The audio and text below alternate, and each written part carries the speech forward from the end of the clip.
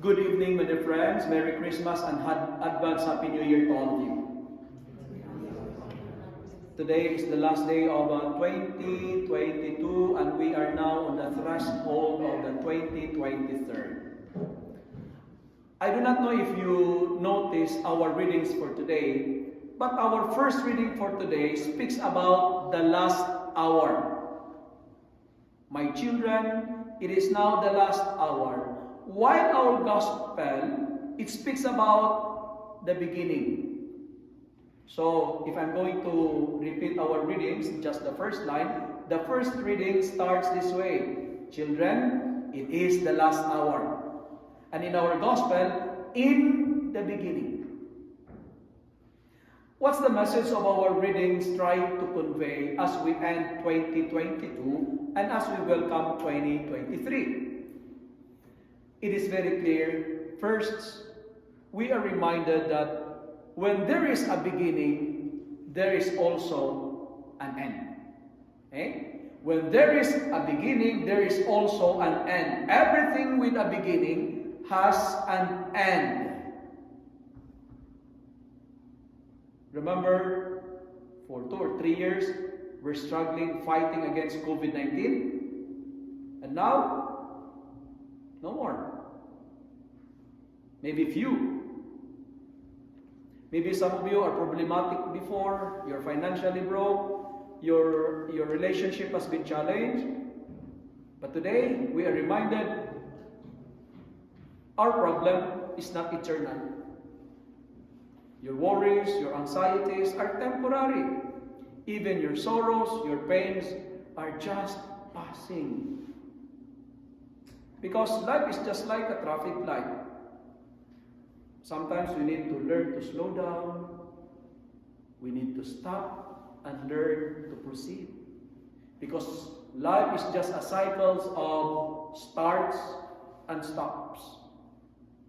However, as we journey, there are ends that we don't desire.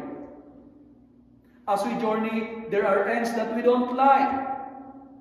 There are ends that we cannot escape. There are ends that we are not exempted, or we call this one inevitable. What to do? Face them. Face them, because it is human being is all about. Some ends are beautiful, others are not. Some ends are sorrowful, others are joyful. Whatever it is, we need to accept it. It is what it is. Accept and move on. There's a saying which goes, accept compliments and criticisms, because it takes both sun and rain for a plant to grow. In today's gospel, it tells us that God is in the beginning. Better to say, He is the Alpha and the Omega, the beginning and the end. And this is the main reason why we celebrate Mass tonight, to remind us to close our year 2022 with a Mass and to welcome 2023 by celebrating the Eucharist. Because the church would like to remind us that we need to start with God and end with God. And for me, I firmly believe that the most beautiful beginning is starting everything with God. That's why when you have a program, never start a program without an opening prayer. When you eat, never take a bite without praying. Start with God. Because the most beautiful beginning is starting it with God, and the most amazing ending is also ending it with God. Start with the opening prayer and close with the closing prayer.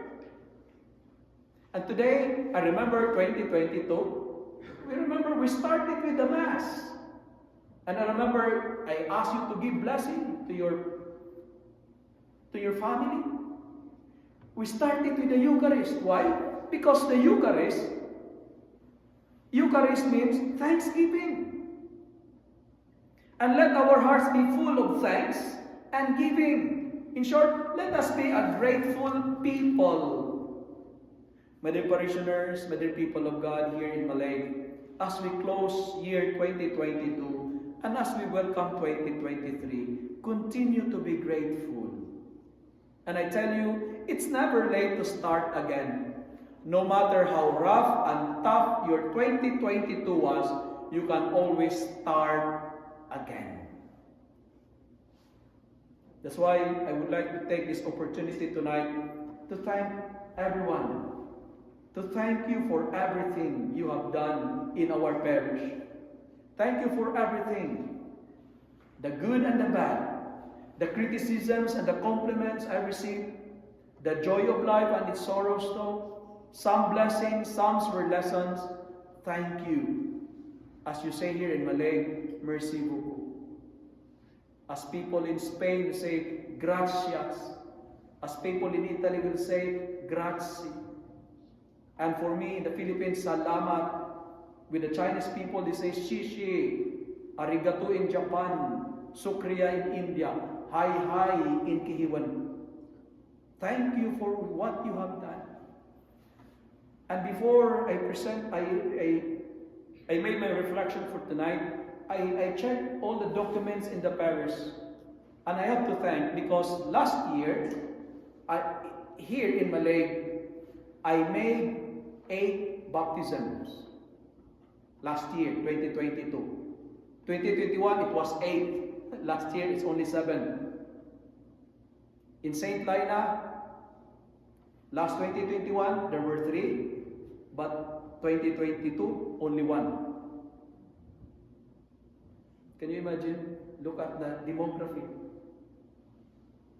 And then, thanks be to God, because last year, here in Malay, we have 6 funerals.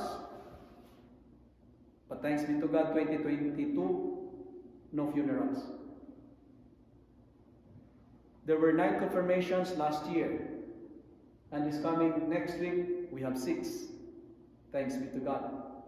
And for me, 2022 has been a challenging year for me. I got COVID thrice.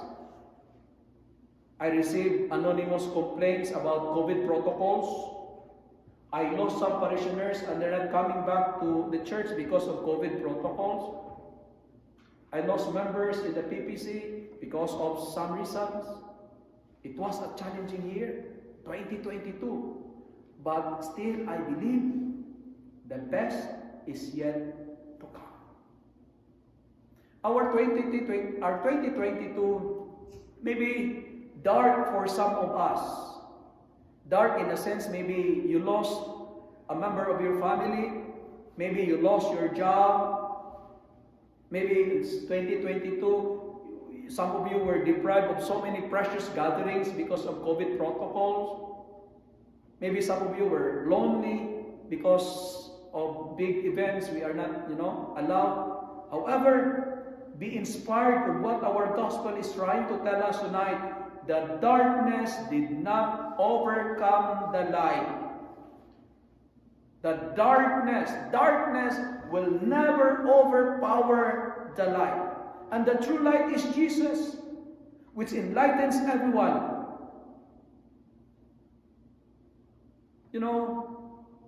The message for me this year is very clear. God came to assure us that we are not alone. Don't be scared of the end, because God is with us. Continue to live the light, continue to love the light, continue to testify to the light. Never be a cause of darkness for others. Never be the cause of chaos of our community. Even if the ends sound so scary, even though some ends are so terrifying, do not be afraid. As what our responsorial psalm is proclaiming us tonight, let heaven and earth exult in joy. Tomorrow, January 1, 2023. And there's a saying, tomorrow is the first blank page of 365 page book. That's why, write a good one. As we welcome 2023, we are encouraged to make steps from vices to virtue, not virtue to vices. We are encouraged to move from laziness to productivity. We are encouraged to turn off our pride and turn on and shine in humility. We are encouraged to stop complaining and start praising and appreciating. For the children, maybe 2023, less playing and more praying.